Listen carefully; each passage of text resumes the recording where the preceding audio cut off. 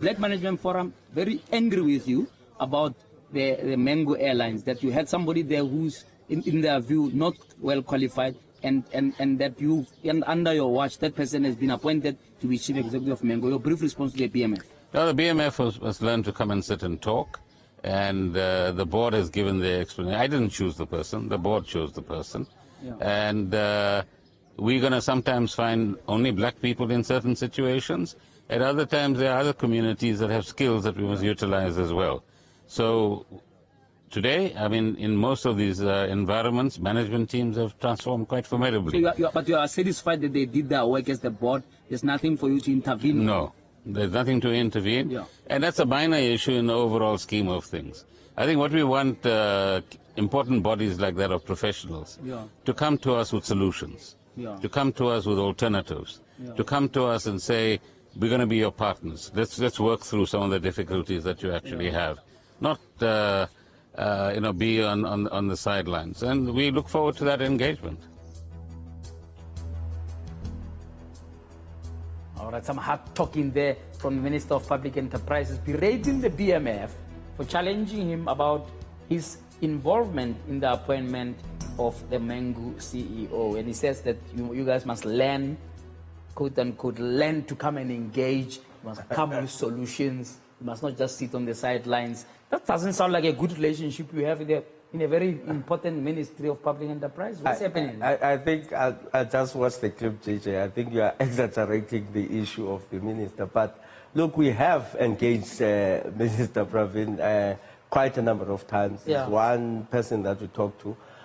The issue of Nico, by the way, I think I made some pronouncement here. Actually, you've seen it on the media recently. Yeah. It's an embarrassing thing. But let me tell you that Nico has his own problems. Actually, BMF decided not to go further with him because soon enough you're going to see it unraveling. Yeah. He's got his own problems of him being involved in the state capture issues that is going to come. Now, the question that you must just be worried about with the minister saying there is that with the directors that he has at SAA, who goes and finds somebody that is not qualified, do all sorts of gymnastics to make that person become a CEO, under the era and an environment where now we're trying to build a confidence in the governance structures and ethical leadership in the state-owned enterprises. Yeah. When that guy becomes embarrassed, then the minister, maybe the minister and me, must come here and say, for him, the confidence, because Pravin is trusted with a very big responsibility of restoring, and he has done a very good job so far, of restoring the confidence on the ethical governance of state-owned enterprises. But he said that issue in a bigger scheme of things is a small matter. Yeah, that's why even ourselves, we don't want to go and be picky. We're not an anti-government organization, no, a political party. Our criticism will always be constructive and will always be very clear about that position.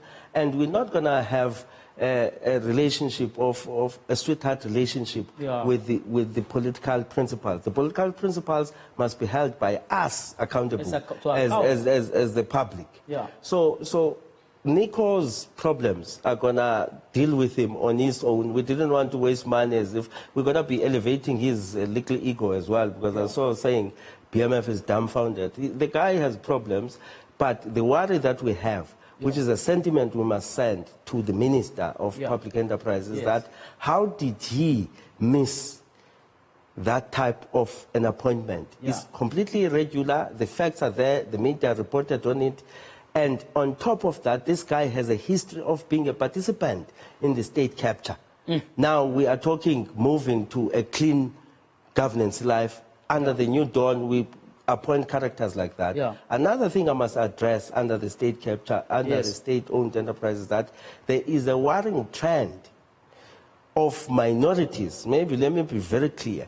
Now, when there was state capture, these state-owned enterprises were very transformed, and we have on record, as BMF said, those black Africans who led and participated in the state capture must be arrested. We don't even want stories about them. But this phenomena that all of a sudden, if then there was wrongdoing that happened, therefore you must find a white messiah somewhere to come and clean up, as if the entire black profession doesn't have, it is uncalled for, the picture you see of minorities. Now I'm talking even other blacks, but who are minorities like Indians. I'm sure from what you are saying, it doesn't sound like I exaggerated the minister at all, because he you know, that's mild compared to what I was saying, what you are saying now, because he's saying, well, we are going to find people from other communities. He's very clear about that, because obviously he was being challenged about how did you appoint them. But he can find people. We accept that South Africa is a non-racial society. But if the phenomena completely changes the picture, the demographic picture of state-owned enterprises that are under him when it comes to leadership. Africans are a majority in this country. We can't be talking this same thing of finding a company that looks like a company of London in the state, in the private sector, and we do the same with public sector, when with public sector we had made leaps and bounds in the past 25 years to transform that sector.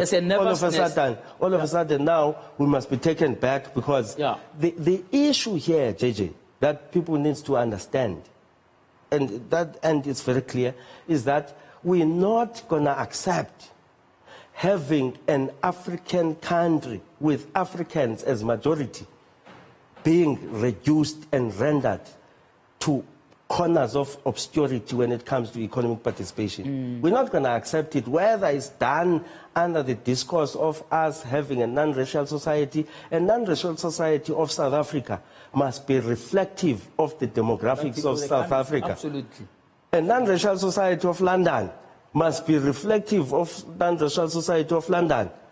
Now, I suspect that the attitude that the minister displayed there, that this is a small matter and so on, is what you can find in other parastatals. I mean, if you look at what happened in ESCOM, there was rampant looting there. It doesn't matter what people can try and, you know, polish it one way or another. There was rampant looting. If you look at Transnet, rampant looting of trains and what have you. You look at a range of other parastatals, right? And where black businesses, small businesses, and so on, were given the raw end of the short end of the stick, with, you know, the implementation of that triple PFMA and what have you. You know, that has been they've refused to remove it from the books, etc. That makes nonsense of BEE when you come there and you are competing with big companies who come there and undercut people, etc. and then co-opt them, or lose tenders and then co-opt the small businesses. It feels like absolute chaos. Are you confident, right, that you've got the right levels of engagement with ministers, as powerful as Pravin and others, right, who must influence agencies reporting to them to actually lead by example and set an example to the corporate sector to actually implement BEE? Look, the sad thing about what happened with the state capture, JJ, is that it completely obliterated the impact of black business in our country. There was a trend under the very same ANC government where transformation was thriving, and that was under President Mbeki. And since the concentration of corruption and stealing, it actually affected us the most, particularly the poor and the black business. Now, what is critical of particularly Pravin's job is to make sure that the corruption issue goes away, because corruption has caused not just the stealing that plunders and deprives people opportunities, it completely stagnates our economy, because the participation and the opportunities to expand and open up opportunities for the rest of us have been stifled by people who takes the money first for themselves. Now, that's critical.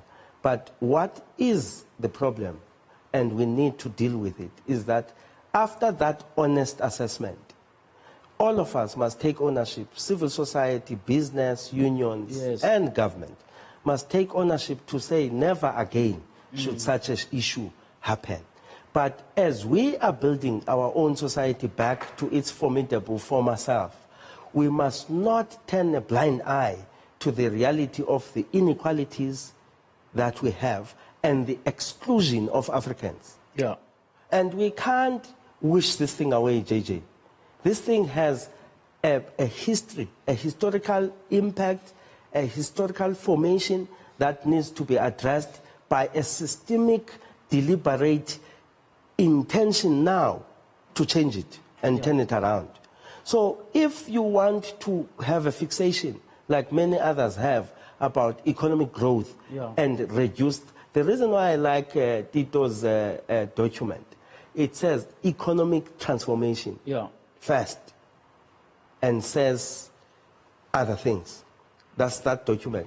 So you can't want to have a growing economy in this day and age in our country at the exclusion or lack of paying attention to the black majority. In the remaining 1 minute, quickly, activism, how do we revive it? Because, you know, the reason we're sitting here is because I couldn't get these transformation managers come and debate. How do we just address quickly on the activism? What's your feeling?